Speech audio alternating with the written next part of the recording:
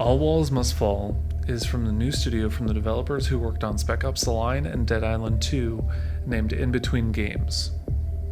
All Walls Must Fall was a Kickstarter success, and is entering Steam Early Access on August 8th. I played this game pretty much sight unseen, but I have been engaged by the premise. The Cold War never ended, and it continues into 2089 in Berlin.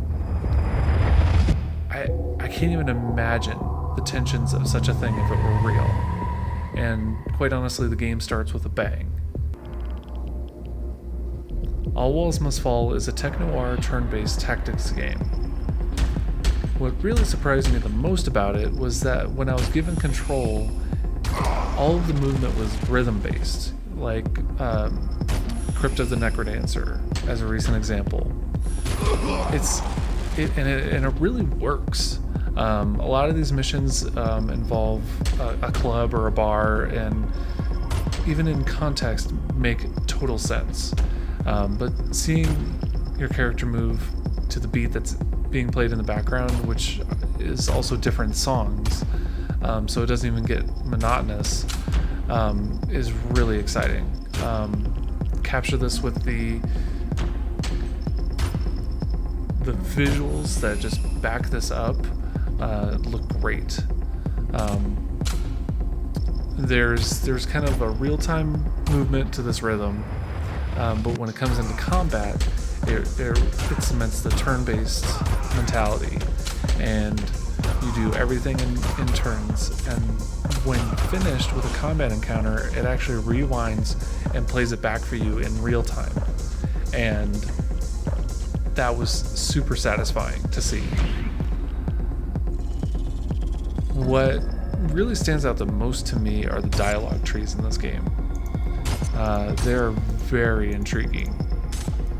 They give you 3 different meters during the entire conversation that are reactions to the things that you're saying.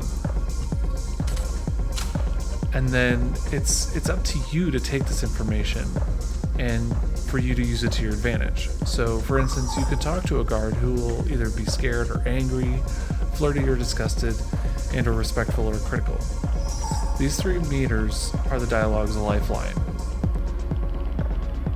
I also enjoyed the sexual orientation fluidity to the dialogue, because you can flirt with the guard and he will either enjoy that or not. But the game doesn't impose any restrictions in its dialogue, so any poor outcome is the result of your poor decisions. Going back to the combat, rooms have destructible objects. You can also hack drones to use them, against the enemy in your favor. But in combat, you can also use your powers. So if you get hit, you'll lose some points, but you can press a button to rewind and kind of make a different move instead. And so long as you're successful, you'll be able to progress forward. As you enter a new room, you'll earn more points to your bar. This kind of maintains your life, because death isn't always permanent. You can roll back. However, if you run out of points during an encounter, you will fail the mission and the campaign. So this means you have to start over.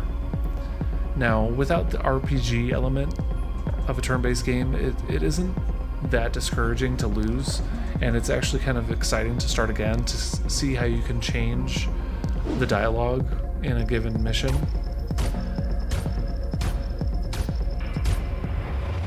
All Walls Must Fall is meant to be replayed, and I can see how that'll be encouraged through its catchy beats and fluid dialogue trees. I look forward to seeing more of the game as it develops, and even in its early state, this is clearly one of my favorite games of the year.